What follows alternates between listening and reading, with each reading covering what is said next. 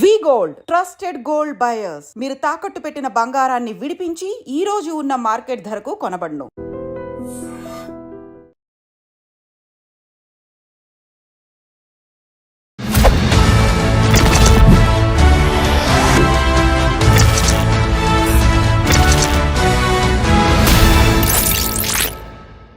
పరిచయం అక్కర్లేని కపుల్ దగ్గర సొసైటీ కోసం పెద్దల కోసం పెళ్లి చేసుకున్నట్టున్నారు, పిల్లల్ని కూడా కన్నారు. కానీ మీ జీవితాల్లో ఏదో వెళుతుంది. ఆ వెళితే ప్రేమ, ఆ ప్రేమ కరువైంది. ఆ ప్రేమ మా ఇద్దరి మధ్యలో.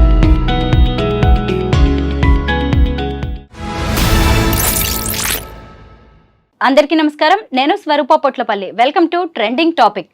పరిచయం అక్కర్లేని కపుల్ దువ్వాడ శ్రీనివాస్, దివ్యల మాధురి. ప్రస్తుతం వారిద్దరూ నాతో పాటు ఉన్నారు. వాళ్ళ గురించి ఇవాళ చాలా ఇంట్రెస్టింగ్ విషయాలను నేను మీకు చెప్పబోతున్నాను. నమస్తే మాధురి గారు. నమస్తే అండి. నమస్తే శ్రీనివాస్ గారు. బాగున్నానండి. నేను ఇప్పటికీ మీ ఇంటర్వ్యూస్, మీ వీడియోస్ చాలా చూశాను. బట్ ఇంత తొందరగా మిమ్మల్ని ఇంటర్వ్యూ చేసే ఛాన్స్ నాకు వస్తుంది అనుకోలేదు. ఇవాళ మాత్రం చాలా విషయాలు అడగాలనుకుంటున్నానండి. పర్వాలేదా? ముందుగా ఇక్కడి నుంచి స్టార్ట్ చేస్తాను. మాధురి గారు, మీరు కొత్త బిజినెస్ ఏదో స్టార్ట్ చేయబోతున్నారంట హైదరాబాద్ లో, అది కూడా శారీస్ బిజినెస్.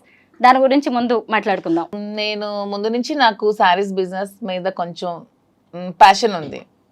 నాకున్న ఈ ఫ్యాషన్లో ప్యాషన్ గమనించి శ్రీనివాస్ గారు నన్ను ఎంకరేజ్ చేశారు. శ్రీనివాస్ గారు ముందు నుంచి కూడా మైనింగ్ బిజినెస్. సో పొలిటికల్గా ప్రతిసారి ఏం జరుగుతుందంటే, ఇతను పాలిటిక్స్లో మన పార్టీ హవాలో లేనప్పుడు అదర్ పార్టీ వచ్చినప్పుడు పొలిటికల్గా ఇతన్ని వ్యాపారాల మీద దెబ్బతీస్తున్నారు. సో మైన్స్ అన్ని దెబ్బతీస్తారు. ఇదే విధంగా ఈ ఎలక్షన్ కూడా మేము ఓడిపోయిన ఈవినింగే మా మైన్ని క్లోజ్ చేశారు. ఆల్మోస్ట్ 60 crores వరకు మేము లాస్ అయిపోయాం. బిజినెస్ పరంగా కంప్లీట్గా లాస్ అయ్యాం. సో అలాంటప్పుడు శ్రీనివాస్ గారికి నాకున్న ఇంట్రెస్ట్ని గమనించారు. అతను కూడా నేను రిక్వెస్ట్ చేయడం జరిగింది, రాజా ఇలా నేను శారీ షాప్ పెడదాం అనుకుంటున్నాను, కొంచెం మీరు ఎంకరేజ్ చేయండి అని అడిగిన వెంటనే నాకు ఒప్పుకున్నారు.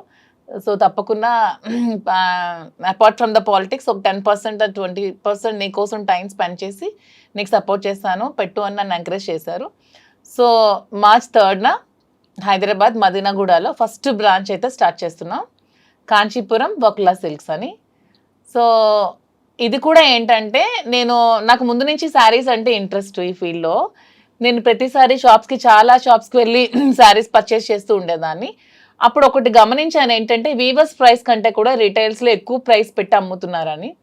సో ఇది కాకుండా మనమే దగ్గరుండి వీవింగ్ చేయించుకొని వీవర్స్కి కూడా పని కల్పిస్తూ మనం ఆ వీవర్స్ ప్రైస్ నుంచి కొంచెం మనకున్న మార్జిన్ వేసుకుంటూ తక్కువ ప్రైస్లోనే పబ్లిక్ కూడా శారీ అందాలి, ప్రతి ఉమెన్కి కూడా తక్కువ ప్రైస్లో శారీ వెళ్ళాలి, అది కూడా ప్యూర్ క్వాలిటీ ఉండాలి.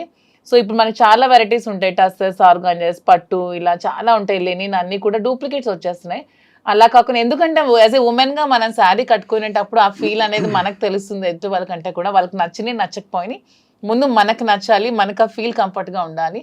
సో ప్యూరిటీ అనేది కంపల్సరీ ఉంటూ క్వాలిటీ కూడా తక్కువ రేట్కి ఇస్తూ శారీ షాప్ ఓపెన్ చేయాలనే ఉద్దేశంతోనే నేను శారీ స్టోర్ ఓపెన్ చేస్తున్నాను. దానికి శ్రీనివాస్ గారు నాకు సపోర్ట్ చేశారు.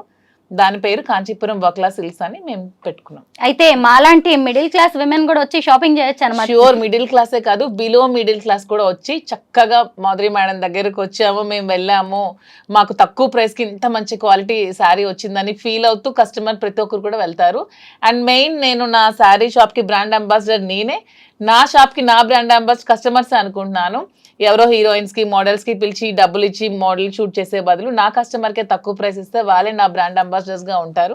వాళ్ళే 10 మందికి వెళ్ళి చెప్తారు మేడం దగ్గర తక్కువ కాస్ట్ శారీ ఉందని. So public are my brand ambassador, మా కస్టమర్సే నా బ్రాండ్ అంబాసిడర్. శ్రీనివాస్ గారు చూసారు అసలు ఆ కాన్ఫిడెన్స్ లెవెల్స్. శ్రీనివాస్ గారే నా కాన్ఫిడెన్స్. అసలు అతను నా పక్కన ఉంటే నేను చాలా కాన్ఫిడెంట్గా ఉంటాను. కాదు, చీరలు చూడడం కంటే కూడా ఆవిడని చూడడానికి వచ్చే వాళ్ళ కస్టమర్స్ సంఖ్య ఎక్కువగా ఉంటుందో ఏంటో. ఇప్పుడు మీరు మధ్యతరగతి అని అడిగారు కదా, మా కాన్సెప్ట్ కూడా ఏంటంటే సరసమైన ధర. ఇప్పుడు నేను చూస్తున్నాను, నాకైతే నాలెడ్జ్ లేదు ఈ శారీస్ మీద, పట్టు సిల్క్స్ మీద.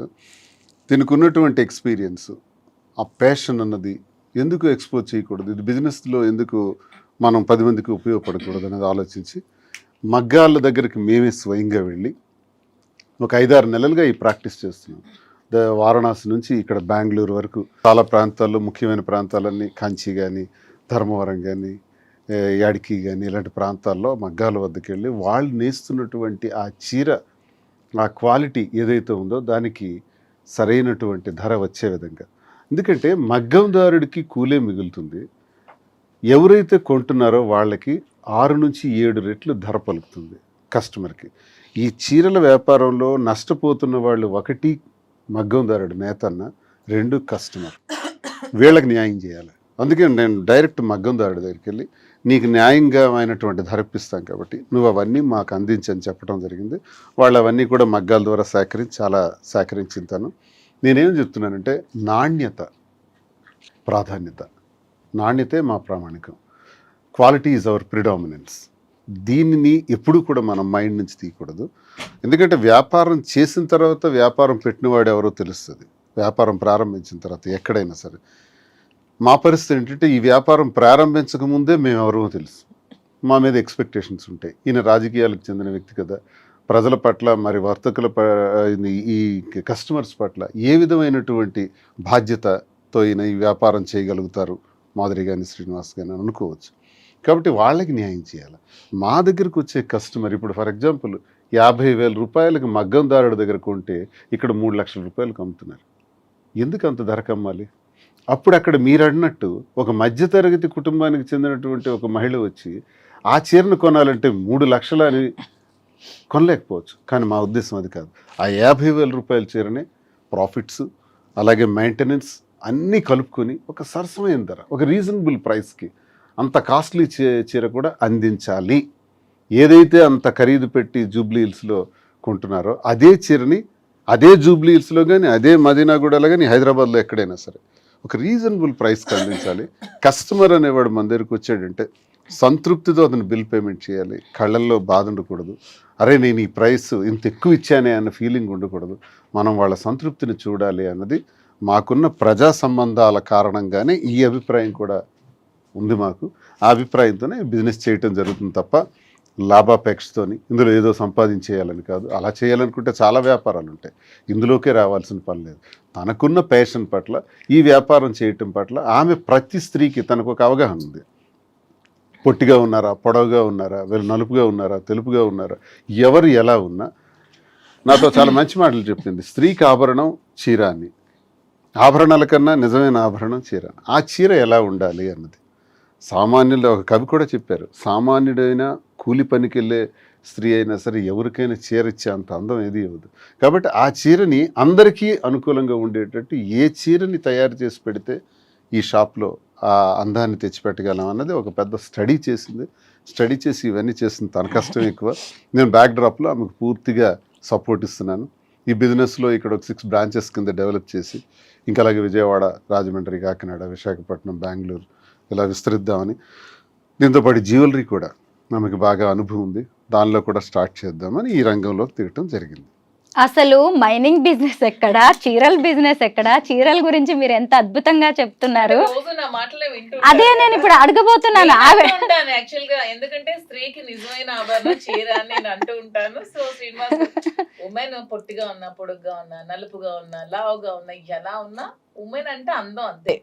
ఈవిడేనా మిమ్మల్ని ఇలా మార్చేసింది? చీరల గురించి కూడా మాట్లాడేలాగా ఈవిడే కదా. ఇంతవరకు రాళ్ల గురించి మాట్లాడేవాడు, రాళ్ళు రప్పల గురించి మాట్లాడేవాడు. వరల్డ్ క్లాస్ మెటీరియల్ గ్రానైట్ లో నాకు మంచి పేరు ప్రఖ్యాతులు ఉండే ఐకాన్ బ్రౌన్ అని. ఎక్స్పోర్ట్స్ 20 years గ్రానైట్స్ ఎక్స్పోర్ట్స్ లోనే ఉన్నాను. వ్యాపారం గురించి తెలుసు, ఫినాన్స్ అప్ అండ్ డౌన్స్ తెలుసు, ఇవన్నీ తెలుసును. కానీ దీని గురించి నాకు చీరల పట్ల అవగాహన లేదు. ఈ మధ్యకాలంలో ఈ 4-5 months నుంచి ఎక్కువగా నేను చూస్తున్నాను. మగ్గాల దగ్గరికి వెళ్ళటం, వాళ్ళు చూడటం, వాళ్ళు పడే కష్టం, ఇందులో నాణ్యత, ఇవన్నీ చూస్తూ నేను ఒక కంక్లూజన్కి వచ్చాను. మనం ఈ బిజినెస్ ఈ రకంగా చేయాలి, ఇది బ్రెయిన్లో పెట్టుకున్నాను. తప్పకుండా సక్సెస్ చేస్తాం, తప్పకుండా న్యాయమైన ధర, సరసమైన ధర వస్తుంది. దానికి నేను ఎప్పుడు కూడా ఆ విధంగా ఆలోచిస్తాను. వ్యాపారం విషయంలో చేద్దాం. ఇప్పుడు ఈ వ్యాపారం చేయకూడదని ఏముంది, ఇది నేరం కాదు. చాలామంది అంటుంటారు దువ్వాడ శ్రీనివాస్ ఆఖరికి ఇలా ఆలోచిస్తున్నాడా, పొలిటీషియన్, అగ్రెసివ్గా మాట్లాడే పొలిటీషియన్, ఎవరినైనా ప్రశ్నించేవాడు, ఎంత దీనిగా ఉండేవాడు. ఏం తప్పే ఉంది? మాధురి కోరికను వాలంటైన్స్ డే సందర్భంగా నాకు ఇది కోరుకుంది, నేను నా ఫ్యాషన్ పట్ల నాకున్న ఈ ప్యాషన్ని మీరు సహకరించండి అనేటప్పుడు నేను మాట ఇచ్చాను. తప్పకుండా తను ఈ బిజినెస్లో సక్సెస్ అవుతుంది. వచ్చే వ్యాలంటైన్స్ డే నాటికి తప్పకుండా 6 branches ఫినిష్ అవుతాయి. ఇతర ఆంధ్రప్రదేశ్లో కూడా కొన్ని బ్రాంచెస్ వస్తాయి. ఒక విమెన్ ఎంటర్ప్రెన్యూర్గా ఒక మంచి ప్లాట్ఫామ్ మీద నిలబడుతుంది. 6 బ్రాంచెస్ ఎక్కడ మాధురి గారు? ఫస్ట్ నేను మదీనాగూడలో స్టార్ట్ చేస్తున్నాను. హైదరాబాద్ ఎందుకంటే వెన్ కంపేర్డ్ టు ఆంధ్ర అమ్మాయినే, కానీ ఎందుకో నాకు హైదరాబాద్ పీపుల్ కనెక్షన్ ఈ 6-7 monthsలో చాలా ఎక్కువగా ఉంది. మ్యాక్సిమం హైదరాబాద్ ఎవరికైనా సరే లైఫ్ ఇస్తుంది బతకడానికి వచ్చే వాళ్ళకి చాలా మందికి. సో నాకు ఎక్కువ ఫ్యాన్స్ కూడా హైదరాబాద్లోనే ఉన్నారు. తెలంగాణ వాళ్ళే చాలా ఎక్కువ ఉన్నారు. నన్ను ఆదరిస్తున్నారు, అర్థం చేసుకున్నారు, సపోర్ట్ చేస్తున్నారు, నన్ను ప్రేమిస్తున్నారు, నన్ను కలవాలని అడుగుతున్నారు, నన్ను కలుస్తున్నారు, చాలా సపోర్ట్ చేస్తున్నారు. సో ఎందుకు ఫస్ట్ హైదరాబాదే చూస్ చేసుకోకూడదని ఆలోచించుకొని హైదరాబాద్ ఫస్ట్ చూస్ చేసుకున్నాను. అండ్ ఉమెన్ ఎంటర్ప్రెన్యూర్ ఎదగడానికి హైదరాబాద్ మంచి అవకాశం ఇస్తుందని నేను బాగా స్ట్రాంగ్గా నమ్ముతున్నాను. ఎందుకంటే when compared to Andhra, Hyderabad people are well matured. కొంచెం అంటే ఫ్యాషన్ పరంగా కూడా కొంచెం ఈ culture when compared to Andhra కొంచెం ఇది డెవలప్డ్గా ఉంది. సో ఫస్ట్ బ్రాంచ్ మదీనాగూడలో స్టార్ట్ చేసి, నెక్స్ట్ బ్రాంచ్ జూబ్లీ హిల్స్లో స్టార్ట్ చేసి, ఇంకొక బ్రాంచ్ వేరే దగ్గర ప్లాన్ చేస్తున్నాం. తర్వాత నెక్స్ట్ ఆంధ్ర వైజాగ్లో కూడా పెట్టాలి, విజయవాడలో, రాజమండ్రిలో ఇలా కూడా పెట్టాలనే ఆలోచనలో అయితే ఉన్నాము. నాకైతే ఉమెన్ ఎంటర్ప్రెన్యూర్గా ఎదగాలని ఉంది. నాకే కాదు, ప్రతి ఉమెన్కి ఇదే చెప్తున్నాను. ప్రతి ఒక్కరు కూడా మీరు మెయిన్ డిపెండ్ అవ్వడం మానేసి మీకు ఎర్న్ చేసుకుంటూ ఇండివిజువల్గా బతకడం నేర్చుకోండి. తర్వాత మీరు పెళ్ళిళ్ళు చేసుకుంటారో ఏం చేసుకుంటారో మీకు నచ్చిన బట్టి బతకండి, కానీ ఫస్ట్ అయితే మీరు ఇండిపెండెంట్గా బతకడం అయితే నేర్చుకోండి. ఎవరి మీద ఆధారపడకండి. నిజంగా మీ శారీస్ కలెక్షన్ చాలా బాగుంటుంది. Thank you. మీ సెలెక్షన్ కూడా బాగుంటుందని దాన్ని చూస్తుంటేనే అర్థమవుతుంది. ఒకరోజు మీరు ఒక వీడియో చేశారు మీ యూట్యూబ్ ఛానల్. ఆ వీడియో కూడా నేను జస్ట్ 2 hours లో చేశాను. ఆ వీడియో నేను చాలా సర్ప్రైజ్ అయ్యాను. అంతా చూస్తే మీరు ఒకే రోజు చేసిన వీడియో లాగే అనిపించింది. వన్ డేలో 2 hours లో చేశాను. జస్ట్ 2 hours లో జస్ట్ చేశాను. అది శ్రీనివాస్ గారు జస్ట్ ఇలా బయటకి ఎక్కడికి వెళ్ళి వచ్చే లోపు 2 hours లో కంప్లీట్ చేశాను. యూట్యూబ్ వీడియోస్ కూడా ఎందుకు స్టార్ట్ చేశానంటే నాకు ముందు నుంచి కూడా పబ్లిక్ దగ్గర అవడం ఇష్టం. ఆ విధంగానే డాన్స్ స్కూల్ స్టార్ట్ చేశాను. పిల్లలకి డాన్స్ చెప్పడం, ఉమెన్ కి డాన్స్ చెప్పడం, ఎక్కువ నాకు గ్యాదరింగ్స్ ఉమెన్ తో ఎక్కువ క్రౌడీ పీపుల్ తో ఉండడం నాకు ముందు నుంచి ఇష్టం. ఆ విధంగానే పాలిటిక్స్ లోకి వచ్చాను. సో ఆ విధంగానే ఈ బిజినెస్ లోకి వస్తే మోర్ కనెక్టింగ్ పీపుల్ అవ్వచ్చు, బాగా ఉండొచ్చు అనే ఉద్దేశంతోనే మళ్ళీ ఈ బిజినెస్ కూడా స్టార్ట్ చేస్తాను. మీరు ఆల్రెడీ ఎంటర్ప్రెన్యూర్ కదా, ఆల్రెడీ బిజినెసెస్ ఉన్నాయి మీకు, పెట్రోల్ బంక్ లాంటివి. మరి వాటి సంగతి ఏంటి? మీరు ఇక్కడికి వచ్చేసి పెట్రోల్ బంక్ కూడా రన్ అవుతుంది. పెట్రోల్ బంక్ అంటే మనం ఎంతమందికి జాబ్ ఇవ్వచ్చు, ఎంప్లాయ్మెంట్ 3 or 4. ఇదే ఈ షాప్ లో నేను 50 మందికి, 60 మందికి, 100 మందికి, 1000 మందికి నేను ఎంప్లాయ్మెంట్ ఇవ్వచ్చు. నాకు హ్యాపీగా ఉంటుంది కదా. నేను ఒక 1000 మందికి నేను నా దగ్గర బ్రతుకుతున్నారంటే ఆ వచ్చే ఫీలింగ్ మజాయే వేరు. శ్రీనివాస్ గారు, మరి మీరు ఇక్కడే ఉంటారా హైదరాబాద్ లో? నేను టెక్కల్ కాన్స్టిట్యున్సీలో ఉంటాను. టెక్కల్ కాన్స్టిట్యున్సీలో మేము ప్లాన్ చేసుకున్నాం బిజినెస్ చేసేటప్పుడు. ఒక 4 days అక్కడ, 3 days ఇక్కడ. అలాగే మాధురి వస్తుంటారు వెళ్తుంటారు, నేను వస్తుంటాను వెళ్తుంటాను. జస్ట్ 3 hours హైదరాబాద్లో ఉంటాం ఫ్లైట్కి వచ్చి. ఇక్కడ నుంచి బయలుదేరితే మరో 3 hours టెక్కల్లో ఉంటాం. ప్రజా సమస్యలు ఇప్పుడు ప్రస్తుతం మాకు 29లో ఎలక్షన్ అయితే ఓ 2 years గ్యాప్ బాగా దొరికింది. ప్రస్తుతానికి చిన్న చిన్న సమస్యలు ఉన్నాయి, కార్యకర్తలకి ఇబ్బందులు పెడుతున్నారు. అలాగే పెళ్ళిళ్ళు ఏవైనా ఫంక్షన్లు ఉంటే వాటికి హాజరవటం, కార్యకర్తలకు ఇబ్బంది వస్తే నిలబడటం, గ్యాప్ కొంచెం ఉంది కాబట్టి ఈ గ్యాప్లో బిజినెస్ని పికప్ చేద్దామని ఇది సీరియస్గా తీసుకున్నాను. అంటే హైదరాబాద్ వచ్చి వెళ్తుంటాను. ఇక్కడ కూడా ఇల్లు తీసుకుంటున్నాం, ఇక్కడ ఉండటం జరుగుతుంది, అక్కడ ఉండటం జరుగుతుంది. పాలిటిక్స్ అనేది మాకు ఊపిరి, పాలిటిక్స్ 25 సంవత్సరాల కష్టం, అది ఎక్కడ విడిచిపెడతాం? ఫస్ట్ అది చేసి తీరుతాం. అది ఉంటే ఇది ఉంటుంది. మీ బిజినెస్ కోసం మరి ఆయన మరి ఇక్కడ ఉండడం అక్కడ ఉండడం ఇబ్బంది ఏమి మా ఇద్దరికి కూడా ఫస్ట్ పాలిటిక్సే మా లైఫ్, తర్వాత బిజినెస్ మా ప్యాషన్. సో పాలిటిక్స్ వదిలేదే లేదు అసలు. మేము రాజకీయాలు అనేది వదిలేదే లేదు. అతను ఊపిరినంత వరకు రాజకీయాలు చేస్తూనే ఉంటారు, ప్రజల కోసం పోరాడుతూనే ఉంటారు, ప్రజల పక్షాన్ని నిలబడుతూనే ఉంటారు. సో బిజినెస్ కోసం పాలిటిక్స్ వదిలేది లేదు. ఎంతమంది బిజినెస్ చేస్తూ పాలిటిక్స్ చేయట్లేదు?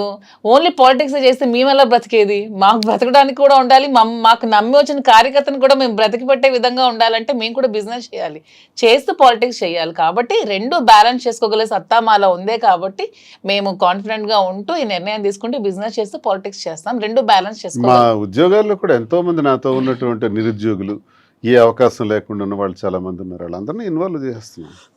మా కార్యకర్తలు చాలా మంది ఇక్కడ పెడుతున్నారు స్టాఫ్ గా. అక్కడ ఎవరికైతే జాబ్ అవసరం ఉందో వాళ్ళకి, ఇక్కడ ఎవరు అవసరం ఉందో హైదరాబాద్ లో ఎంతమంది వీలైతే అంతమందిని తీసుకుంటూ మరి కొంతమందిని అక్కడ అవకాశం లేని వాళ్ళకి కూడా ఇక్కడ తెచ్చి పెట్టడం, ఇవన్నీ కొంతమందికి లైఫ్ ఇవ్వటం జరుగుతుంది కదా. జీవితం నెలకు 20-25,000 జీతం, 30,000 జీతంతో హాయిగా ఉంటారు. పాలిటిక్సే మా లక్ష్యం అని చెప్తున్నారు. అసలే మరి హైదరాబాద్కి వస్తున్నారు. హైదరాబాద్ జనం, తెలంగాణ వాళ్ళు చాలా మెచ్యూర్డ్ గా ఆలోచిస్తారు. ఏమో రేపు ఇక్కడ ఏమన్నా పాలిటిక్స్ లోకి అవకాశం వస్తే మాధురి గారికి మీకు ఓకేనా? అవకాశం వచ్చిన మరుక్షణమే మా ఆశీస్సులు ఉంటాయి, సహకారం ఉంటుంది. గ్రేట్. అసలు జిహెచ్ఎంసీ ఎలక్షన్స్ రాబోతున్నాయి. మాధురి గారు మీలాంటి ఫైర్ బ్రాండ్స్ అవసరం అన్ని పార్టీలకి కనిపిస్తోంది, కొంచెం ఆలోచించుకోండి. మీ బేస్ అయిన ఆంధ్ర నుంచి ఇక్కడికి వస్తున్నారు. ఎందుకంటే మాకున్నది ఎప్పుడు పాలిటిక్స్ తో మాకు నిత్య సంబంధం, వ్యాపారం. అవకాశం వస్తే చూద్దాం. అయితే నేను ఒక ఇంటర్వ్యూలో మీరిద్దరు చెప్పడం ఒకటి నేను చూశాను, మాకు 5 పిల్లలు అన్నారు. మీ 2 ఆడపిల్లలు, అలాగే మీకున్న 3 ఆడపిల్లలు. ఎలాగా ఇంత అంటే ఓన్లీ స్టేట్మెంట్ కి అది పరిమితం చేస్తున్నారా, లేదంటే ప్రాక్టికల్ గా కూడా బాధ్యతగా ఉంటున్నారా మీరు? స్టేట్మెంట్ కి పరిమితం చేయడానికి మేమేం చిన్నపిల్లలం కాదు, అలాంటి స్టేట్మెంట్ ఇవ్వాల్సిన అవసరం కూడా మాకు లేదు. మాకు 2 పిల్లలు, 3 పిల్లలు, 5 పిల్లలు అనుకునేటప్పుడు 5 పిల్లల బాధ్యత కూడా మేము తీసుకుందామని నిర్ణయించుకున్నాం. ఆల్రెడీ ఒక పాపకు పెళ్ళైంది, ఇంకో పాప పెళ్ళికి రెడీగా ఉంది. ఆమె పెళ్ళికి కావాల్సిన ఏమైతే మేము ఖర్చు పెట్టాల్సిన డౌరీ ఉంటే అవి కూడా రెడీ చేస్తూ, నా పిల్లలు ఇంకా చిన్నవాళ్ళు, just UKG, 5th standard, 6th standard, వాళ్ళకి చదివించుకుంటూ వాళ్ళు కూడా ఒక ఉన్నతమైన స్థానంలో పెడుతూ వాళ్ళు కూడా చూసుకుంటూ 5 పిల్లల బాధ్యత ఇంతమంది ప్రజల బాధ్యత మేము తీసుకున్నప్పుడు 5 పిల్లల బాధ్యత మేము తీసుకోలేమా? సిల్లీ క్వశ్చన్ అది. ఎవరు అడుగుతుంటే మేము సమాధానం ఇస్తాం, సమాధానం ఇవ్వాల్సిన అవసరం కూడా మాకు లేదు. మా ఇంటికి వచ్చే ప్రజల కష్టాల్లోనే మేము ఉన్నప్పుడు మా పిల్లలకి మేము ఎలా వదిలేస్తాం? ప్రజలు మాకు నిత్య సంబంధం. మా వల్ల బయటకు వచ్చినటువంటి 5 పిల్లలు, 5 పిల్లలు చూడకపోతే మీరు ఎవరిని చూడాలి? కామన్, చిన్న విషయం, అది చూడాలి, తప్పదు, అది మా ధర్మం, మా బాధ్యత. యాజ్ ఏ పేరెంట్స్ గా పిల్లల బాధ్యత అందరికీ పేరెంట్స్ తీసుకోవాలి. వాళ్ళ తలరాతలు మనం కలనే, వాళ్ళు ఏమవుతారో అదేమనే తర్వాత అది దైవాధీనం, కానీ వాళ్ళ బాధ్యత మనమైతే తీసుకోవాలి. వాళ్ళకి ఏ రంగంలో కావాలంటే ఆ రంగంలో పెట్టాలి, వాళ్ళకి ఎలా కావాలంటే ఏ ఫీల్డ్ కావాలంటే ఆ ఫీల్డ్ లో ఉంచి వాళ్ళని చూసుకోవాలని మేమైతే నమ్ముతున్నాం, అలాగే చూసుకుంటున్నాం. మాధురి గారు, మీ పిల్లలు 3 కూడా చిన్నవాళ్ళు, మరి ఇప్పుడు వాళ్ళు హైదరాబాద్కి వస్తారా మీతో పాటు? ఈ నెక్స్ట్ ఇయర్ అయితే హైదరాబాద్ లోనే పెట్టి ఇక్కడే స్కూల్లో జాయిన్ చేద్దామని అయితే నేను అనుకుంటున్నాను. నా దగ్గర ఉంచి చదివిద్దాం అనుకుంటున్నాను. ప్రెసెంట్ మా మదర్ దగ్గర ఉన్నారు. కొంచెం నేను సెటిల్ అయ్యాక హైదరాబాద్ నచ్చింది నాకు కూడా, సో హైదరాబాద్లోనే వాళ్ళు కూడా చదివిద్దాం అనుకుంటున్నాను. 3 ఆడపిల్లలు, వాళ్ళకి తండ్రి ప్రేమ, ఆయన అందించే భరోసా అనేది చాలా అవసరం. శ్రీనివాస్ గారు ఖచ్చితంగా మంచి తండ్రి, దాన్ని నేను కాదనలేదు. పిల్లలు కూడా అలా యాక్సెప్ట్ చేస్తారా తండ్రి లాగా? ఆయన పిల్లలు వాళ్ళ ఫాదర్ అండర్ లోనే ఉన్నారు. నేను మా హస్బెండ్ మ్యూచువల్ గా కన్సర్న్ తో విడిపోయినా సరే వాళ్ళ ఫాదర్ వాళ్ళ పిల్లల బాధ్యతను తీసుకుంటున్నారు. నా బాధ్యత కూడా యాజ్ ఏ మదర్ గా నేను తీసుకుంటున్నాను. యాజ్ ఏ గార్డియన్ గా, యాజ్ ఏ కేర్ టేకర్ గా, యాజ్ ఏ ఫిలాసఫర్ గా శ్రీనివాస్ గారు కూడా బాధ్యతలు తీసుకుంటున్నారు. మా పిల్లలకి 3 బాధ్యతలు కూడా ఉన్నాయి, 3 తీసుకుంటున్నాం కేరు. వాళ్ళకి ఏ లోటు ఉండదు. నా వల్ల ఈ భూమి మీదకి వచ్చారు పిల్లలు, వాళ్ళకి ఏ లోటు రానివ్వను. నా కంటికి రెప్పలా కాపాడుకొని చూసుకుంటాను. వారసుని ఇవ్వడానికి కూడా మేము రెడీగా ఉన్నాము అని చెప్పారు. చాలా సర్ప్రైజ్ అయ్యాను నేను అసలు. సర్ప్రైజ్ ఏముంది, ముందు నుంచి మేము అనుకుంటున్నాం, దాంట్లో సర్ప్రైజ్ ఏముంది? నేనే మాధురి అంటేనే ఓపెన్ గా చెప్తుంది ఏదైనా. మేము నిజంగానే వారసునికి అందామనే ఆలోచనలో ఉన్నాము. యాక్చువల్గా ఈ ప్లానింగ్ ముందే ఉండే, కానీ ఈ బిజినెస్ కోసం ఈ ప్లానింగ్ ని ఒక 1 year షిఫ్ట్ చేసాం.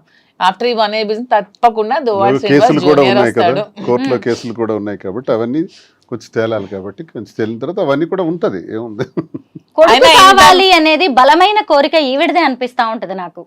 లేదు నాకంటే ఏంటే శ్రీనివాస్ గారు ఉన్న క్వాలిటీస్, ఇలాంటి అవసరం ఇంకొక జనరేషన్ కూడా ఉండాలి, ఇతని వారసుడు ఉండాలనే ఆలోచన నాకైతే ఉంది, అతనికి కూడా ఉంది, ఇద్దరికి ఉంది. మరో దువాడు వస్తాడంటే అంతే కదా. అలానే ఆడపిల్ల మగపిల్ల తక్కువ నేను అన్నా. ఏం ఆడపిల్లలు రాజకీయాలు చేయట్లేదా, ఆడపిల్లలు ప్రైమ్ మినిస్టర్ అవ్వలేదు, అలానే కాదు. ఊరికే మా ఇద్దరికి అనిపించింది, అంటే 5 ఉన్నారు కదా, వీళ్ళు 5 చూసుకోవడానికి ఇంకో బాబు ఉంటే బాగుంటుందని, అంతే. మీ ఇద్దరిది ప్రేమ అనాలా, ఏమంటారు ఈ సంబంధానికి పెట్టే పేరు? అంతకు మించి, ప్రేమకు మించి ఏమైనా పదం ఉంటే పెట్టుకోండి.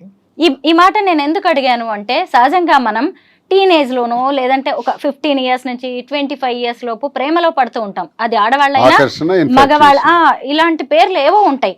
ఆ తర్వాత పెళ్ళైన తర్వాత కూడా కొన్ని రిలేషన్స్ ఉంటాయి, వాటికి రకరకాల పేర్లు ఉన్నాయి. ఇప్పుడు మాధురి గారు, మీరు ఎప్పుడైనా మీ ఎంగేజ్ లో ప్రేమలో పడ్డారా? ఇలా కావాలి అని ఎప్పుడైనా అనిపించిందా మీకు? ఎంగేజ్ లో అంటే ఎప్పుడు డిగ్రీలో ఫస్ట్ ఇయర్ లో ఎప్పుడో ఒకసారి లవ్ చేశాను, తర్వాత చూసారా, అబ్బా ఎంత open mind. He knows everything. I told him everything about me. He knows everything. ఎప్పుడు డిగ్రీ ఇంటర్మీడియట్ 2nd year వరకు నేను శ్రీ చైతన్య చదివాను, గర్ల్స్ క్యాంపసే. డిగ్రీ ఫస్ట్ ఇయర్ లో బయోటెక్నాలజీ నేను first year. Degree first year లో ఒక అబ్బాయికి లవ్ చేశాను, ఆ అబ్బాయి కూడా లవ్ చేశాడు. ఇంట్లో ఇంటర్ కాస్ట్ వల్ల ఒప్పుకోలేదు. ఆ అబ్బాయి వేరే కమ్యూనిటీ, నేను వేరే కమ్యూనిటీ. ఆ అబ్బాయి వచ్చి ఇంటికి వచ్చి మాట్లాడడం కూడా జరిగింది. ఫాదర్ ఒప్పుకోలేదు. ఒప్పుకోకుండా నాకు మ్యారేజ్ చేశారు ఇంట్లో. అప్పట్లోనే బలవంతంగా నాకు పెళ్లి చేశారు. చేసిన తర్వాత కొంచెం అలా డిస్టర్బెన్సెస్ మా ఇద్దరి మధ్యలో, హస్బెండ్ మధ్యలో, మా మధ్యలో ముందు నుంచి ఉంది అలా పెరిగాయి. వాని వల్ల ఇంకా డిస్టర్బెన్సెస్ పెరిగి తర్వాత లాస్ట్ మా రిజార్ట్ శ్రీనివాస్ గారు అయ్యారు. అంటే చాలా మంది మహిళల్లో ఇలాంటి సంఘర్షణ ఉంటది మాధురి గారు. ఎందుకు మిమ్మల్ని చాలా మంది విమెన్ కావచ్చు, సొసైటీ కూడా మిమ్మల్ని అప్రిషియేట్ చేస్తుంది. ఎందుకు అంటే వాళ్ళ జీవితాల్లో వాళ్ళు చేయలేనివి చాలా మీరు చేసి చూపించారు.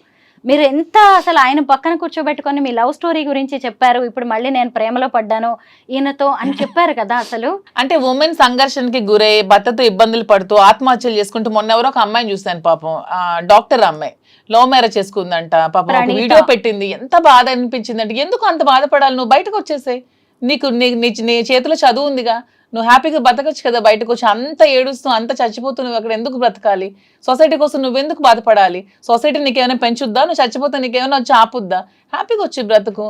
సో మనం ఏదో ప్రాబ్లమ్స్ ఉన్నాయని ఇరుక్కుంటూ మరి ఎంత పాసిబిలిటీ అంటే అంతవరకు సాల్వ్ చేసుకోవడానికి ట్రై చేయాలి. మనం ఒక వైఫ్ అండ్ హస్బెండ్ మధ్య మనస్పర్ధలు వస్తే సాల్వ్ చేసుకోవడానికి మాక్సిమం ట్రై చేయండి. కుదరలేదు, మనం అక్కడ సస్టైన్ అవ్వలేము, ఇంకా చావే శరణ్యం అయినప్పుడు ఖచ్చితంగా బయటకు వచ్చి మీ బతుకు మీరు బతకండి. అంతేగాని మీ లైఫ్ని ఎవరి కోసం నాశనం చేసుకోకండి. ఇది మీ లైఫ్, దేవుడు మీకు ఇచ్చిన లైఫ్, మీ లైఫ్ అనవసరంగా స్పాయిల్ చేసుకోకండి. శ్రీనివాస్ గారు మీరు చెప్పండి, మీకేమైనా ప్రేమ కథలు ఉన్నాయా? 1 2 కాదు, ఒక 100 కథలు ఉంటాయి. మీరు గొడవ పెట్టాలి. మరి ఆవిడ అలా చెప్పినందుకు మీరు కూడా చెప్పాల్సిందే ఖచ్చితంగా. ఎందుకంటే అంత ప్లెయిన్ గా ఉన్నారు, అంత తెల్ల కాగితం అసలు. ఎంతో మంది పరిచయం ఉంటారు, వస్తుంటారు, వెళ్తుంటారు, కానీ నేను ప్రేమను చూసాను మాధురి. శ్రీనివాస్ గారు, నేను అతన్ని మొత్తం హిస్టరీ అంతా బయోపిక్ కూడా రాద్దాం అన్నంత నేను రీసెర్చ్ చేశాను. అతను లైఫ్ లో కాలేజ్ డేస్ నుంచి చిన్నప్పటి నుంచి మొత్తం అంతా రీసెర్చ్ చేస్తే శ్రీనివాస్ గారు ఎప్పుడు ఎవరిని లవ్ చేయలేదు. తన లైఫ్ లో ఏంటండి మీకు ఆయన అంటే, అసలు బయోపిక్ రాస్తారంట. యాక్చువల్లీ మూవీ కూడా తీద్దామని చాలా మంది వస్తున్నారు. శ్రీనివాస్ గారి స్టోరీ చిన్నప్పటి నుంచి ఇప్పటి వరకు, ఈవెన్ మా లవ్ స్టోరీతో కలిపి తీద్దామని చాలా మంది మాకు కన్సల్ట్ అవుతున్నారు. ఈ బిజినెస్ లో పడి కొంచెం గ్యాప్ ఇచ్చాం. మంచి మంచి స్టోరీస్ ఉన్నాయి. అతని లైఫ్ లో ఎప్పుడు ఎవరిని లవ్ చేయలేదు. అతను ఫస్ట్ అండ్ లాస్ట్ నన్నే లవ్ చేసి ఉంటారు.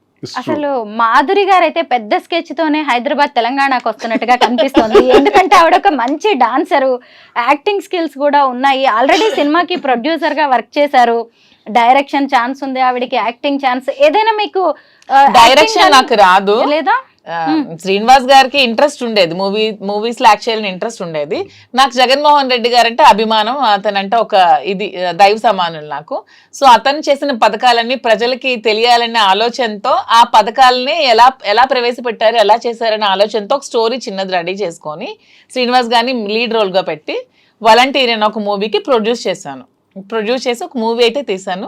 ప్రొడ్యూసర్ వరకే చేశాను, డైరెక్షన్ అయితే నాకు రాదు. యాక్టింగ్ మాత్రం నాకు చాలా ఇంట్రెస్ట్. మీకు సీరియల్స్ లో గానీ, సినిమాల్లో గానీ, వెబ్ సిరీస్ లో గానీ ఛాన్స్ వస్తే చేస్తారా? నాకు ఒక మంచి ఉమెన్ విలన్ రోల్ చేయాలని ఉంది నాకైతే. అంటే రియల్ లైఫ్ లోనేమో మీకు మీరు హీరోయిన్, అంతే, మళ్ళీ రియల్ లైఫ్ లోకి వచ్చేసరికి విలన్ రోల్ చేయాలని ఉంది. యాక్చువల్గా ఈవిడ దేనికి సూట్ అవుతారండి రియల్ లైఫ్ లో మీరు చెప్పండి? మంచి మనసు ఉంది అమ్మాయి, అంతేనా? ప్రేమ, అభిమానం. మీరిద్దరూ కూడా సొసైటీ కోసం, పెద్దల కోసం పెళ్లి చేసుకున్నట్టున్నారు, పిల్లల్ని కూడా కన్నారు. కానీ మీ జీవితాల్లో ఏదో వెళుతుంది. ఆ టైం మళ్ళీ ప్రేమ కరువైంది. ఆ ప్రేమ మా ఇద్దరి మధ్యలో ఇప్పుడు గత జన్మ. అంతే, నేను అదే నమ్ముతాను. కర్మ సిద్ధాంతంలో నేను అదే నమ్ముతాను. ఎక్కడో గత జన్మలో ఆగింది, ఆ బ్రేక్ ఇప్పుడు అది కంటిన్యూ అవుతుంది. అన్ని లవ్ స్టోరీస్ ఫిక్షన్ నుంచి వస్తాయేమో, మా love story real. So fiction వేరు, రియల్ వేరు, మాది రియల్. ఏం నచ్చుతుంది మీకు ఈ వీడియోలో? ఫెయిర్నెస్, స్పష్టంగా, క్లారిటీగా, ట్రాన్స్పరెంట్గా ఉంటుంది. నా పట్ల చాలా ప్రేమ చూపెడుతుంది కదా. అసలు ఇంత ప్రేమని భరించడం కష్టం కదా. ఇంత ధైర్యం అయితే నేను పొరపాటున ఒక మాట అంటే ఇమీడియట్ గా ఎలా రియాక్ట్ అవుతుందో తెలియదు. అందుకే నేను చాలా జాగ్రత్తగా ఏమన్నా అంటే ఒక క్షణం అతను నాతో మాట్లాడకపోయినా నేను ఉండలేను అనమాట. ఒక క్షణం ఆ గ్యాప్ కూడా నేను తీసుకోలేను. ఏంటి శ్రీనివాస్ గారు ఏం చేశారు మీరు అసలు? బాబాయ్ నాకైతే చాలా అసలు మీరు చాలా లక్కీ అండి. మీకు అనిపిస్తుంది ఎప్పుడైనా రియల్లీ లైఫ్ లో మీరు కొన్ని స్ట్రగుల్స్ నాకు పడ్డాను డబ్బులు పదవులు అవేం అక్కర్లేదు. డబ్బు కావాలంటే నాకు నేను సంపాదించుకోగలను, పదవి కావాలంటే నాకు నేను తెచ్చుకోగలను. నాకు ప్రేమ ఒక్కటే కావాలి, అది శ్రీనివాస్ గారి ఏజ్ నుంచి పరంగా కావాలనుకుంటున్నాను. చాలా గ్యాప్ ఉన్నప్పుడు కూడా ఇలా నా కోసం నాకున్న సమస్యలు, నాకున్న సవాళ్ళు, నాకున్న శత్రువులు, నాకున్న రాజకీయ ప్రత్యర్థులు, పరిస్థితులు, ప్రభావాలు, నష్టాలు, లాభాలు ఇవన్నీ ములిగి తేలే జీవితం అది. ఇలాంటి పరిస్థితుల్లో ఆసరాగా అండదండగా ఉండవలసిన అవసరం తనకే ఉంది. ఇది ప్రేమ కాకపోతే, గత జన్మ సుకృతం కాకపోతే ఎందుకుంటుంది? నాది త్యాగం కాదు, తనదే త్యాగం. నిజంగా నా కోసం నిలబడి ఇన్ని చేస్తున్నప్పుడు ఏ మనిషి అయినా ఇంకెంతకన్నా ఏం కోరుకుంటాం? జీవితంలో పుట్టినాక ప్రేమనే కదా కోరుకుంటాం. అది తల్లి ప్రేమ, తండ్రి ప్రేమ, అక్క చెల్లెళ్ళు, అన్నదమ్ముళ్ళు, స్నేహితులు, ఆఖరికి ఇలా ప్రేమ, ఒక ఆడమగకి మధ్య ఉన్నటువంటి ప్రేమ. ఈ ప్రేమతత్వమే మనల్ని ఇలా మార్చుతుంది. నిజంగా అంటే మాధురి గారు, మీకు మీ లైఫ్ లో ఒక అసంతృప్తి, ఒక వాక్యూమ్ అనేది ఉండొచ్చు. ఒకవేళ అందరు ఆడవాళ్ళలాగే నచ్చకపోతే విడాకులు తీసుకొని వేరే జీవితాన్ని ప్రారంభించే అవకాశం కూడా మీకుంది. అయినా సరే ఎందుకు దువ్వాడ గారే, ఎందుకంటే మీ చుట్టూ కూడా ఎంతో మంది మగాళ్ళు ఉండొచ్చు, ఎంతో అట్రాక్ట్ చేసే అవకాశాలు కూడా మీకు ఉండొచ్చు. అయినా సరే ఎందుకు ఈయనే నచ్చారు మీకు? పైగా ఇద్దరు పిల్లలు పెద్దవాళ్ళు అయ్యారు, వాళ్ళ ఇంట్లో ఉన్న ఇష్యూస్ ఇవన్నీ మీకు తెలుసు. అయినా సరే ఇంత ఏజ్ గ్యాప్ అంటే శ్రీనివాస్ గారు అన్నట్టు ఇది నిజంగా గత జన్మ బంధమేమో అని నాకు మిగిలిపోయిన, గత జన్మలో మేము మిగిలిపోయిన ప్రేమికులమేమో అని నాకు అనిపిస్తుంది. ఇంతమంది ఉంటే అతనే ఎందుకు నాకు కనెక్ట్ అయ్యారు, ఇంతమంది అమ్మాయిలు ఉంటే నేనే ఎందుకు శ్రీనివాస్ గారికి కనెక్ట్ అయ్యాను, మా ఇద్దరి మధ్యలోనే ఎందుకు ఇలా రిలేషన్షిప్ డెవలప్ అయింది, ఏదో గత జన్మలో మిగిలిపోయిన బంధం ఏమో నాకు కూడా అనిపిస్తుంది. శ్రీనివాస్ గారిలో అంటే కొన్ని క్వాలిటీస్ నాకు బాగా నచ్చాయి. తను చాలా హంబుల్, హానెస్ట్, స్ట్రైట్ ఫార్వర్డ్, నీతి నిజాయితీతో ఉంటారు, లంచం ఇలాంటివి ఏవి ఎవరు ఎంత చూపించినా అవి ఏమీ లొంగరు. సో ఇవన్నీ కూడా అతను ఉన్న బెస్ట్ క్వాలిటీస్, చాలా రేర్గా ఉండే qualities. Like diamond, Kohinoor diamond లాగా ఎంతో ఎంతో రేర్ పీస్ లాగా, ఒక రేర్ యాంటిక్ పీస్ అనమాట దువ్వాడ శ్రీనివాస్ గారు. ఈ రోజుకి ఇలా చూసినా గానీ ఈ వీడియో కోసం వెనకబడే వాళ్ళు చాలా మంది ఉండొచ్చు కూడా. అంటే ఆవిడకున్న క్యారెక్టర్ అలాంటిది, ఆవిడకున్న క్వాలిటీస్ అలాంటివి. అయినా సరే అసలు మీకోసమే ఆవిడ అలా స్టాండ్ అయిపోయి ఉండడం, ఇంత పిచ్చిగా ప్రేమించడం మీకు ఎప్పుడైనా ఆశ్చర్యంగా అనిపిస్తుందా? కదా, ఇదే నేను అదే అనుకుంటాను.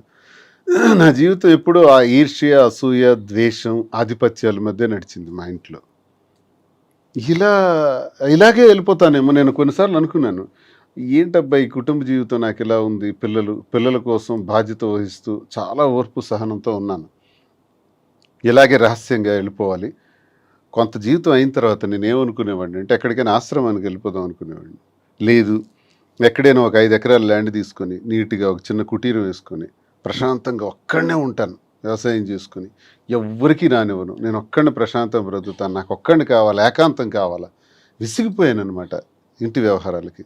అలా విసిగిపోయి నాకు, లేదా ఎక్కడికైనా వెళ్ళిపోదాం దూరంగా, ఇంక అయిపోయి 60 సంవత్సరాల తర్వాత ఇంక ఇదంతా క్లోజ్ చేసేద్దాం అని అనుకున్న నాకు మళ్ళీ ఆశలు చిగురించి నాకు ఒక ప్రేమ అంటే ఏంటో నాకు కూడా అర్థమయ్యేటట్టు, తెలిసేటట్టు, అది కూడా భగవంతుడు నాకు ఇచ్చాడంటే ఆ వెంకటేశ్వర స్వామికి ఏ జన్మలో నేను ఆ స్వామిని నమ్ముతాను ఎక్కువగా. నిత్యం నేను స్వామినే ప్రార్థిస్తాను. నా ఇలవెల్పు స్వామి ఇచ్చిన ఇదే నాకు అని నేను భావిస్తాను. తోటి మగవాళ్ళు కూడా ఈర్ష్య పడే అంత అదృష్టం మీది కదా. అన్నిటినీ డబ్బులతో కొలవలేమో మాధురి గారు. డబ్బు కాదు ఇక్కడ, డబ్బు ఈ రోజుల్లో ఎవరు సంపాదించట్లేదమ్మా, ప్రతి ఒక్కరు డబ్బులు సంపాదించారు. నా దగ్గర ఏముంది ఇప్పుడు అలా అయితే. నిజమే అంతే కదా. నిజంగా అసలు అంటే ఈవిడ అమాయకురాలు అనిపిస్తుంది ఇక్కడ చూసినప్పుడు, మీరు మాత్రం లక్కీ అనిపిస్తుంది. అలా మాట్లాడుతూనే ఉంటారు కానీ అంటే ఆవిడ ఎక్కడ లెక్కలేసుకోలేదండి నేను గమనించినంత వరకు. 100% ట్రూ. నిలబడాలని చూస్తుంది. ఇప్పుడు మా ఇంట్లో జరిగిన సంఘర్షణ తర్వాత ఈయనకు నేను తోడుగా ఉంటానని ఒక డెసిషన్ తీసుకున్నాను. నేను ఒంటరిగా ఏం చేయాలో అర్థం కాని పరిస్థితిలో ఈమె తోడు నాకు ఒక ఆసరాగా దొరికింది అనమాట, ఒక చీకట్లో వెలుగులాగా. అలా దగ్గరైంది. అది ఆ కారణం ఏంటంటే ప్రేమ, హిడెన్ లవ్, ఎక్కడో ఒక దగ్గర బయటపడినటువంటి ప్రేమ ఉంది. అది మా మధ్య ఈ స్థితికి దారితీస్తుంది తప్ప అందరూ ట్రోల్ చేసేటట్టు మేమేదో స్వార్థపూరితంగాను ఇంకొక దురాశ ఆశలతోనో ఇది చేయలేదు. మా పరిస్థితులే మాకు ఈ స్థితికి దారితీసాయి. ఇందులో ప్రేమ అన్నది మాకు ఇంత బలంగా మమ్మల్ని దగ్గర తీసింది. ఈ ప్రేమతో దగ్గరైనటువంటి మేము ప్రజలకు కానీ మా మీద ఆధారపడిన పిల్లలకు కానీ మేము పూర్తిగా భరోసాగా ఉండాలి. ఏదైతే ఇంక శేష జీవితం ఉంటుందో ఆ జీవితంలో మరిన్ని మంచి వ్యాపారాలు చేయాలి, మరింత మందికి ఉపయోగపడాలి, ఒక విమెన్ ఎంటర్ప్రెన్యూర్గా ఆమె నిల్చోబెట్టాలి. నేను అన్నీ చూశాను. నేను బిజినెస్లో పీక్స్కి వెళ్ళాను, రాజకీయాలు చూశాను, అన్నీ చూశాను. ఇంకా నాకు అది ఇది చూడాలనే కోరికలు అయితే లేవు. ఆమెకు సపోర్ట్గా ఉందాం, ఏం చేస్తే అటన్నిటికీ ముందు సపోర్ట్ చేస్తాను. బిజినెస్లో కానీ రాజకీయాల్లో కానీ ఏం చేసినా పర్వాలేదు. మాధురి గారు, శ్రీనివాస్ గారు ఒక ప్రజాప్రతినిధి. ఆయన హీరోయిజం మీకు బాగా నచ్చుతుంది, ఆయన మంచితనం మీకు బాగా నచ్చుతుంది. కానీ ఆయన ఫ్యామిలీ విషయంలో ఆయనకి ఇంకా బాధ్యత ఉంది. పెద్దమ్మాయి పెళ్ళి అయింది, చిన్నమ్మాయికి ఇంకా ఆయన పెళ్లి చేయాల్సి ఉంది. భార్య సరే ఎటు పోయి ఎటు వచ్చినా ఆమె విషయంలో కూడా ఆయనకి బాధ్యత ఉంది. ఒకవేళ ఆయన ఆ బాధ్యతలు నెరవేర్చే క్రమంలో మీరు ఆసరాగా నిలబడతారా ఆయనకి? అదే చెప్తున్నాను, ఆమె విషయంలో బాధ్యతగా ఉంటూ ఆస్తి అంతా ఆమెకి రాసి వచ్చేసారు. అతను ఇది 0 బ్యాంక్ బ్యాలెన్స్ నా దగ్గరికి వచ్చారు. తను ఒక బాధ్యత పెట్టుకున్నారు. చిన్న పాప పెళ్లికి వాళ్ళు తను ఫైనాన్షియల్ గా అంతా ఇచ్చేసినా సరే తండ్రిగా నా బాధ్యత నేను నిర్వర్తించాలని నాకు అడిగినప్పుడు తప్పకుండా చేద్దాము, మీరు ఎలా చేయాలంటే అలా చేయండి అని చెప్పి నేను కూడా అతనికి సపోర్ట్ చేయడం జరిగింది. ఆ విషయంలో నేను ఎప్పుడు కూడా అతనికి అడ్డు చెప్పేదే లేదు. చాలా మంది ఆడవాళ్ళు ఇలాగా ఇష్టమైన వ్యక్తులను ఇష్టపడుతూ ఉంటారు, కానీ బయటకు చెప్పలేక కొంతమంది అయితే హత్యల దగ్గరకు వెళ్తున్నారు, ఆత్మహత్యల దాకా వెళ్తూ ఉంటారు. అసలు మీరు ఎలా ఫేస్ చేస్తున్నారు సొసైటీని? సొసైటీని నేను ఎప్పుడు నన్ను విమర్శించే వాళ్ళకి నేను ఇది పొంగిపోను, నన్ను విమర్శిస్తే నేనేం కృంగిపోను, నన్ను పొగిడితే నేనేమి పొంగిపోను. రెండు బ్యాలెన్స్ చేసుకుంటూ వెళ్తాను. మనల్ని అర్థం చేసుకున్న వాళ్ళు మనకు దగ్గరగా ఉంటారు, లేని వాళ్ళు దూరంగా ఉంటారు. సొసైటీని ఎప్పుడు ఎవరు పట్టించుకోకండి అమ్మా. సొసైటీ ఎప్పుడు మనం ఎలా ఉన్నా సరే ఎప్పుడు ఏదో ఒకటి అంటూనే ఉంటుందని ఎప్పుడు 10 సార్లు ఇదే చెప్తున్నాను.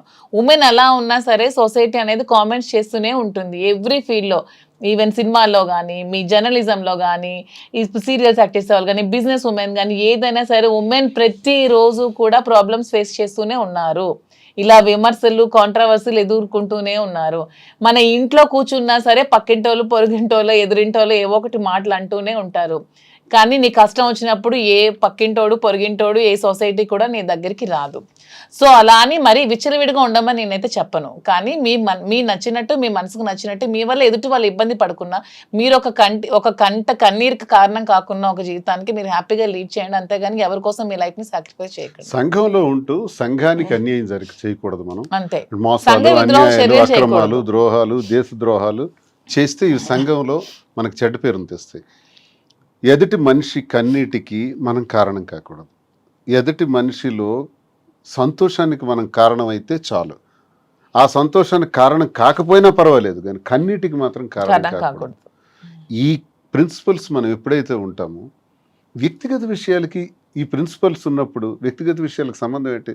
ప్రతి జీవితంలో కూడా మీరు అన్నట్టు చాలామంది మెన్ చాలామంది మగాళ్ళకి భార్యాబాధితులు ఉన్నారు, కుటుంబపరమైన ఇబ్బందులు ఉండేవాళ్ళు ఉన్నారు, మానసిక రోగాలతో బాధపడుతున్న వాళ్ళు ఉన్నారు, ఆర్థిక ఇబ్బందులతో ఉన్న వాళ్ళు ఉన్నారు, ఎన్నో సమస్యలతో ఉన్న వాళ్ళు ఉన్నారు. అలాగే మహిళలు భర్త వేధింపులతో బాధపడుతున్న వాళ్ళు ఉన్నారు, అలాగే కుటుంబ సంబంధాలతో బాధపడుతున్నటువంటి వాళ్ళు ఉన్నారు. ఇవందరూ ఈ సమస్యల మధ్య వాళ్ళ వ్యక్తిగత జీవితాల్లో ఏదో ఒక నిర్ణయం తీసుకోక తప్పదు. ఒక కోణం ఉంటుంది, అది తప్పు కాదు. అది వాళ్ళ వ్యక్తిగత పరిస్థితులను బట్టి వాళ్ళ నిర్ణయం తీసుకున్నారు. తీసుకున్నంత మాత్రాన్ని ఇది సమాజానికి సంబంధించినటువంటి విషయంగా భావించి ఆత్మహత్యలకు ఇంకో రకంగాను జీవితాన్ని త్యజించడం అన్నది దుర్మార్గం. ఇలా ఎవ్వరూ చేయకూడదని నేను కోరుకుంటున్నాను. మళ్ళీ మనం పుట్టాం, ఒకసారి పుడతాం. సైంటిఫిక్గా ఆలోచిస్తే ఈ పుట్టిన జీవితం చాలా చిన్నది. ఈ చిన్న దానిలో సంతోషంగా ఉండడానికి ప్రయత్నించాలి, ప్రేమతత్వంతో ఉండడానికి ప్రయత్నించాలి. ఎవరి ఇష్టం వాళ్ళది, ఎవరి వ్యక్తిగతం వాళ్ళది. నీ మనసుకు నచ్చిందా, నీ మనసుకు నచ్చినట్టు నువ్వు చెయ్యి. ఒక సినిమాలో మహేష్ బాబు అంటాడు, you are the hero of your life. నిన్ను నడిపించుకునే శక్తి నీలోనే ఉంటుంది. అల్టిమేట్గా నీ విజయానికి నువ్వే కారణం, నీ పతనానికి నువ్వే కారణం, పక్కోడు కాదు. సో మనం జీవితాన్ని మనం చక్కగా నడిపించుకుందాం. ఇందులో ఒకరికి బాధ కలిగించకుండా ఉండాలనుకునే నీ ప్రిన్సిపల్ నువ్వు పెట్టుకుని అన్నీ చేసుకోయే నష్టం లేదు. ఇదేం తప్పు కాదు. దీన్ని రహస్యంగా మాధురి ఎవరో నాకు తెలియదు, శ్రీని ఎవరో నాకు తెలియదు అని తను అనేయచ్చు, తప్పించుకోవచ్చు. అందరూ చేస్తున్నది ఇదే. మేము అలా చెప్పదలుచుకోలేదు. చేసింది స్పష్టంగా క్రిస్టల్ క్లియర్గా. నేను పొలిటీషియన్ అయినా రాజకీయాల్లో ఇలా ఉండకూడదు, ఇలా మాట్లాడకూడదు, ఇలా చేయకూడదు అనుకునే వాళ్ళకి కూడా నేను చేసింది స్పష్టంగా చెప్పాను. మీరు చేసింది చెప్పలేకపోతున్నారు. మీ షర్టు విప్పితే ఉన్న మచ్చలన్నీ కూడా తెలుస్తాయి. నా షర్టు విప్పాను కాబట్టి నా మచ్చల గురించి విమర్శకులు మాట్లాడుతున్నారు. విమర్శకులు మీ షర్ట్లు కూడా విప్పితే మీ మచ్చలు కూడా బయటికి తెలుస్తాయి. దయచేసి విమర్శించి మీరేదో స్వర్గం నుంచి దిగి వచ్చినట్టు మాట్లాడద్దు. ఇలాంటి విమర్శల వల్ల చాలామంది జీవితాలు త్యజించుకుంటున్నారు, ఇలాంటి మాటల వల్ల. అలాంటి వాళ్ళకి మేము ఉదాహరణగా ఏం చెప్తున్నాం అంటే ధైర్యంగా ఉండండి, ఎవరిని ఖాతరు చేయకండి, విమర్శల్ని పక్కన పెట్టండి. విమర్శించేవాడు పనికి మాలిన వాడు, చేతగాని వాడే విమర్శిస్తాడు. మహిళ స్ట్రాంగ్ గా ఉండాలని చెప్తాము, బాగా చదువుకోవాలి అంటాము, ఉద్యోగాలు చేయాలంటాము, అంతరిక్షంలో కూడా ఆడది వెళ్ళాలని చెప్తాం. కానీ అదే పర్సనల్ లైఫ్ లోకి వచ్చేసరికి మాత్రం ఎవరిని పెళ్లి చేసుకుంటే వాళ్ళతోనే ఉండాలి, ఆ చెయ్యి వదిలేసిరా, నీకు ఇష్టమైన మళ్ళీ ఇంకొక మగాడి చెయ్యి పట్టుకొని ఏ సమాజమూ చెప్పదు.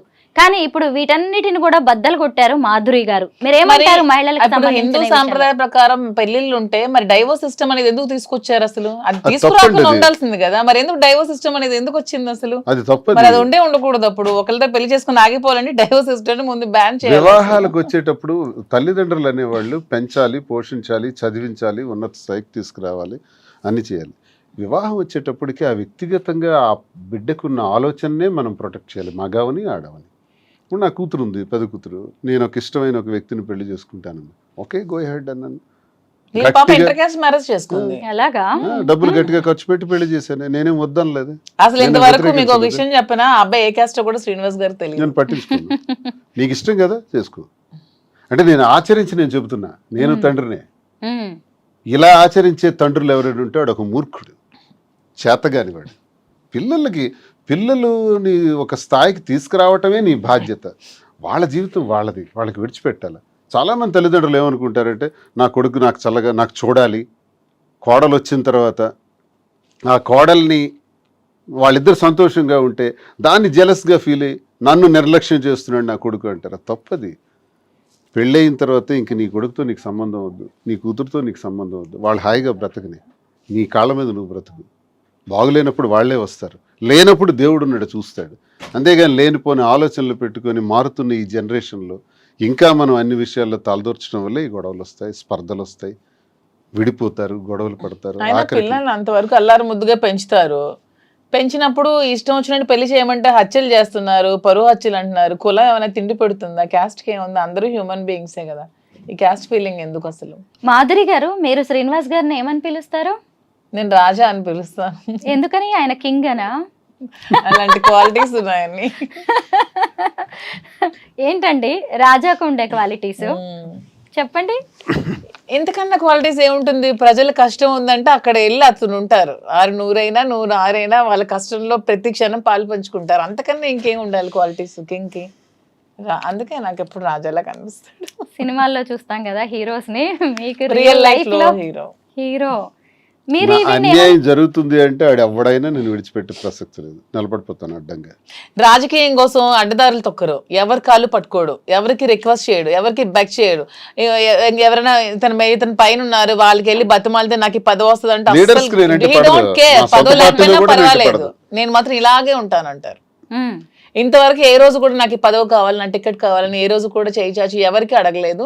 అన్ని అతని కాళ్ళ దగ్గరికి వచ్చాయి అంతే. అతని దురదృష్టం, అతని ఫ్యామిలీ పరంగా కొన్ని ప్రాబ్లమ్స్ ఫేస్ చేయడం వల్ల అతి తక్కువ ఓట్ల మెజారిటీతో 3000 2000 ఓట్లతో, అది కూడా ఫ్యామిలీ ప్రాబ్లమ్స్ వల్ల ఓడిపోయారు తప్పితే అతను ఎప్పుడు ప్రజా జీవితంలో ఎప్పుడూ నగ్గేశారు. మీరు ఆవిడ ఏమని పిలుస్తారు? రాజు అంటే ఏంటి? రాజా రాజు రాజారాజు ఏంటండి? ఏమైనా పర్టికులర్? అలా ఏం కాదు, మా ఇంటి దేవత కులదేవత రాజులమ్మతల్లి అన్నమాట. సో అలాగా మా ఇంటి దేవత అని చెప్పి నాకు అలా రాజు అని పిలుస్తారు. అలా ఎప్పుడైనా మీరు ఆయన మీద అలుగుతారా అండి? చాలా సార్లు. ఎందుకు? ఏంటి రీజన్స్ ఏముంటాయి? నాకు చిన్న ప్రియారిటీ దగ్గర నేను తట్టుకోలేను. మీకు ఇంకా నా చెప్పాను కదా, నాకు పదవులు డబ్బులు ఇవన్నీ కాదు, ప్రియారిటీ కావాలి, ప్రేమ కావాలి. ఆ తగ్గితే మాత్రం నేను ఊరుకోను. అలాగే వెళ్ళి సారీ చెప్పేమని అడిగేస్తాను, ఎందుకంటే ఎక్కువసేపు ఉండలేను కదా. మళ్ళీ ఆయనే కావాలి మీకు. ప్రియారిటీ తగ్గడం అంటే ఏం చేస్తూ ఉంటారు?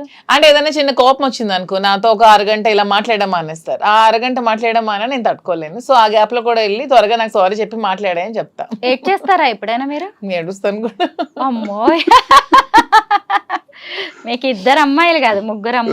కదా, కొంచెం చైల్డిష్ పాపం. చిన్నపిల్ల తను గడుసు దాన్ని అనుకుంటారు కానీ ఇన్నోసెంట్. నేను అనుకోవట్లేదు గడుస్తాన్ని, నేనేం చూసే వాళ్ళైనా సరే నేను మీరు చాలా సెన్సిటివ్, చాలా సెన్సిటివ్, ఐఎమ్ వెరీ సెన్సిటివ్. చెప్తున్నాను కదా, ఎవరో వచ్చేదో కష్టం ఉందంటే వెంటనే అతను చెప్పకుండా కూడా డబ్బులు ఇచ్చేస్తూ ఉంటాను. ఇది కూడా నేను ఎందుకో గమనించాను, కొంచెం మంచి హార్ట్ విడిది అని. ఎన్నోసార్లు తిట్లు కాస్తాను, అతను తెలియకుండా చాలా మంది వస్తూ ఉంటారు, అమ్మాయి ఇలా ఉందంటే అది నిజమో కదా తెలుసుకోకుండా ఇచ్చేస్తూ ఉంటాను. చాలా సార్లు తిట్టారు కూడా, తెలుసుకో ముందు నిజమా కాదా అని. నాకు తెలిసి చాలా మంది 50 లక్షలు తను వడ్డాణం ఇచ్చేయటం, వడ్డాణం ఇచ్చేసారా? మరేంటి ఎవరికండి? ఏమైంది కారణం ఏంటంటే వాడికి పాపం ప్రాబ్లం లో ఉన్నాడు, ఏదో ఫంక్షన్ ఉంది వాళ్ళ కూతురుది, మెచ్యూరిటీ ఫంక్షన్, అందుకే ఇచ్చేసానంటే. ఏం చేశారు? అలాగే ఎన్నో దానాలు ధర్మాలు ఇలా వడ్డాణం వెనక్కి ఇవ్వట్లేదు, అప్పులని ఆడ అడుగుతుంటే ఇచ్చేయటమే. అవన్నీ కొంచెం ఇప్పుడు మానుకున్నాను స్ట్రాంగ్ గా. మీరిద్దరు గిఫ్ట్స్ ఇచ్చుకుంటూ ఉంటారు, ఏం తక్కువైందని ఇలాగా చిన్న చిన్న గిఫ్ట్స్. ఆవిడ వడ్డాణాలే ఆవిడ దానం చేసేస్తుందంటే గిఫ్ట్స్ ఇచ్చుకోవడం అని కాదు, శ్రీనివాస్ గారు వాడే ప్రతి వస్తువు కూడా నేను కొనిపెట్టిందే పెట్టుకోవాలని అదొక చిన్న. ఏమి ఇచ్చారు ఇప్పటిదాకా గిఫ్ట్స్ ఆయనకి? ఇప్పుడు రింగ్ ఉంది అనుకో, అది నేనే దగ్గరుండి చేయిస్తాను, అది నేను చేస్తే పెట్టుకోవాలి. ఈ బ్రాస్లెట్ నేనే ఇచ్చి అదే పెట్టుకోవాలి, అతని దగ్గర ఎన్నున్నా పెట్టుకోవాలి, నేను ఇచ్చిందే పెట్టుకోవాలి. అలా ఉంటుంది నాకు చిన్న ఫీలింగ్. శ్రీనివాస్ గారు అనిపిస్తుందా ఇంత ప్రేమను భరించడం కూడా కష్టమే అని? చాలా అదృష్టవంతుడిని. అదృష్టం నిజంగానే. అవును, మీరే అదృష్టవంతుడిని, వెంకన్న దయ్య. అంతేనండి, నిజంగా మీరిద్దరు భలే మీడియా ఫ్రెండ్లీ. అసలు అందరికి ఎవరికైనా ఇంటర్వ్యూ. మీడియా ఫ్రెండ్లీ కాదు, friendly to everyone, public people అంతే. మీడియా అంటే మాకు స్పెషల్ గౌరవం కూడా, నిజంగానే. నేను చిన్నప్పటి నుంచి రాజకీయాల్లో కూడా మీడియాకి ఎక్కువ ప్రాధాన్యత ఇచ్చుకుని వచ్చేవాడిని. నేను నా ఎలివేషన్ కూడా మీడియా చేశారు నన్ను, వాళ్ళే నన్ను రాజకీయంగా ఈ స్థాయికి తీసుకొచ్చారు. ఆ ప్రాణం ఎప్పుడూ ఉంటది మీడియాలో. మీడియా పట్ల ఎవరు అనుచితంగా బిహేవ్ చేస్తే నచ్చదు, ఎందుకంటే మీ మీడియా వాళ్ళే మమ్మల్ని పైకి తేవాలన్నా మమ్మల్ని చేయాలన్నా చాలా ఇదిగా టెక్కల్లో సామాన్యమైన విలేకరు దగ్గర నుంచి జిల్లా రాష్ట్రం వరకు అందరితో సమానంగా ఉంటాం, అందరితో క్లోజ్ గా ఉంటాం. నేను చాలా సార్లు మా టెక్కల్ మీడియా అంతా నాకు ఫ్రెండ్లీ. మాధురి మేడం అంటే మా మీడియా అందరికి ఇష్టం, ఎందుకంటే పాపం వాళ్ళందరూ చాలా కష్టపడుతూ ఉంటారు, సాలరీస్ ఉండవు, ఏముండవు. పాపం వాళ్ళ ప్యాషన్ తో ఈ మీడియాలో చాలా మంది పని చేస్తూ ఉంటారు. వాళ్ళందరికీ నేను ఎప్పుడు సపోర్ట్ చేస్తూ ఉంటాను. ఎప్పుడైనా ఎవరైనా ఏదైనా అడగండి, ఇచ్చేస్తారనుకుంటా కొంచెం. అయితే మీ కపుల్ని చూసాక కొంతమంది దీన్ని పాజిటివ్ గా చూస్తున్న వాళ్ళు ఉన్నారు, నెగిటివ్ గా చూస్తున్న వాళ్ళు కూడా ఉన్నారు. అయితే కామెంట్స్ విపరీతంగా వస్తూ ఉంటాయి, అప్రిషియేట్ చేసే వాళ్ళకంటే కూడా చాలా నెగిటివ్ కామెంట్స్, ట్రోలింగ్. ఇప్పుడు ఈ ఇంటర్వ్యూ మీద కూడా ఖచ్చితంగా ట్రోలింగ్. సరే అండి, నేను ఎంక్వైరీ చేశాను. మెయిన్ ఏంటంటే మేము పవన్ కళ్యాణ్ లేకపోతే లోకేష్ చంద్రబాబు నాయుడు విమర్శిస్తాం, కానీ ఆ పొలిటికల్ పీపుల్ కొంతమంది చేస్తున్నటువంటి కామెంట్స్, పొలిటికల్ యాంగిల్లో మేమంటే పడని వ్యక్తులు మా శత్రువులు ఒకే ఐడి నుంచి ఒక 10 కామెంట్స్ వస్తాయి, మీరు చూడండి. అందులో ఒకే ఐడి నుంచి 10 ఉంటాయి వరుసగా. అది కావాలని ఇది కొన్ని ఐడీలు క్రియేట్ చేసి ఫాల్స్ ఐడీలతో కూడా చేస్తారు. అవి రియల్ పీపుల్ కారండి, ఆ కామెంట్స్ని పట్టించుకోవాల్సిన అవసరం లేదు. ఎవడు ఒకవేళ రియల్గా చేసినా ఖాతరు చేయాల్సిన అవసరం లేదు. దిస్ ఈజ్ మై లైఫ్, నేను ఇలా డెసిషన్ తీసుకున్నాను, మేము ఇద్దరం ఇలా ఉంటున్నాం, మేము చెప్తాం, ఇంకేం చెప్పాలి చెప్పండి. కానీ ఎవరు ఏమనుకున్నా కానీ మనకి నచ్చిందే చేయాలి, మన జీవితం మనది అని నిజంగా మీ ఇద్దరు చాలా మందికి అయితే ధైర్యాన్ని ఇచ్చారు. ఏ మాటకు ఆ మాటే, అది మాత్రం ఒప్పుకొని తీరాలి. నన్ను కూడా తిడతారేమో, మీరు మంచి చేశారు. ఎందుకంటే నిజంగా ఒక రిలేషన్ లో అంత బలవంతంగా ఉండడం కంటే బయటకు వచ్చి నచ్చిన వ్యక్తుల్ని, పైగా మీరు ఎక్కడా దాచిపెట్టలేదు దేన్ని కూడా. అదే అంటున్నాం కదా, నేను ఫస్ట్ టైం ఇంటర్వ్యూ ముందుకు వచ్చాను, అప్పటికే మేము 2 years నుంచి ఉన్నాము, మా పబ్లిక్ అందరికీ తెలుసు. వచ్చి ఓపెన్ గా చెప్పాను, దాన్ని కూడా చాలా ట్రాల్స్ చేశారు, ఫేస్ చేశాను అంతే. శ్రీనివాస్ గారు నాకేం సంబంధం లేదు, ఎవరో నాకు తెలియదు అని చెప్పి నేను ఉండొచ్చు, అందరూ చేసేటట్టు సీక్రెట్ గా మేము కలవచ్చు, కలిసి ఉండొచ్చు, అన్నీ చేయొచ్చు. అలా ఏమీ లేదు, ఓపెన్ గా ట్రాన్స్పరెంట్ గా క్లియర్ గా క్రిస్టల్ క్లియర్ గా ఉన్నాం. మా తెలంగాణలో మీరు స్టార్ట్ చేయబోయే saris and jewellery business super success అవ్వాలని మేమైతే కోరుకుంటున్నాం. Thank you so much. నాకు నమ్మకం అయితే ఉంది తెలంగాణ పీపుల్ మీద, నాకు సపోర్ట్ చేస్తారని, నన్ను ఆదరిస్తారని, నాకు ఈ బిజినెస్ కి 100% వాళ్ళు చేయూతం ఇస్తారని నమ్మకం అయితే నాకు ఖచ్చితంగా. చాలా మంది తెలంగాణ పీపుల్ మేము కష్టాల్లో ఉండేటప్పుడు ఇక్కడ నుంచి ఫోన్స్ వస్తుంది, మహబూబ్ నగర్, నిజామాబాద్, హైదరాబాద్. ఈవెన్ నా పవర్ కట్ చేసినప్పుడు వానైతే నాకు ఇంటికి రావాలా, మేము వస్తాం, మేము హెల్ప్ చేస్తామని ఎక్కడెక్కడి నుంచో నాకు కాల్ చేసి చాలా సపోర్ట్ విచిత్రంగా తెలంగాణ చాలా ఎక్కువ వచ్చింది. అందుకే విశాఖపట్నంలో ప్రారంభిద్దాం బిజినెస్ అనుకున్నాం, మాకు హైదరాబాద్లో ప్రారంభిద్దాం, 2 రాష్ట్రాల్లో కూడా మనకి అదొక వైడ్ ఇది వస్తుంది, అక్కడే చేద్దామని మనసు మార్చుకొని మళ్ళీ ఇక్కడికే వచ్చాం. ప్రామాభిమానాలు, ప్రజలు ఇవన్నీ మర్చిపోలేను. మా కష్టాల్లో మాకు ఎంతమంది కాల్ చేసి నిలబడ్డారు అనేది మాకు తెలుసు. మీ వాళ్ళకి బేస్ ధన్యవాదాలు. ఆంధ్ర అయినా కానీ మా కోసం మీరు ఇక్కడికి వచ్చేసి కొత్త బిజినెస్ స్టార్ట్ చేయడం, మీ జీవితం కూడా అండి ఖచ్చితంగా ఈ సెకండ్ ఇన్నింగ్స్ అనేది అద్భుతంగా ఉండాలి. మీ పర్సనల్ లైఫ్ కూడా ప్రొఫెషనల్ లైఫ్ కూడా ఖచ్చితంగా ఈవెన్ నేను సినిమాల్లోనో సీరియల్స్లోనో ఎక్కడో స్టార్ లాగా అయితే చూస్తాను. Thank you so much. Thank you, Thank ma'am. you so thanks to you both. Thank you.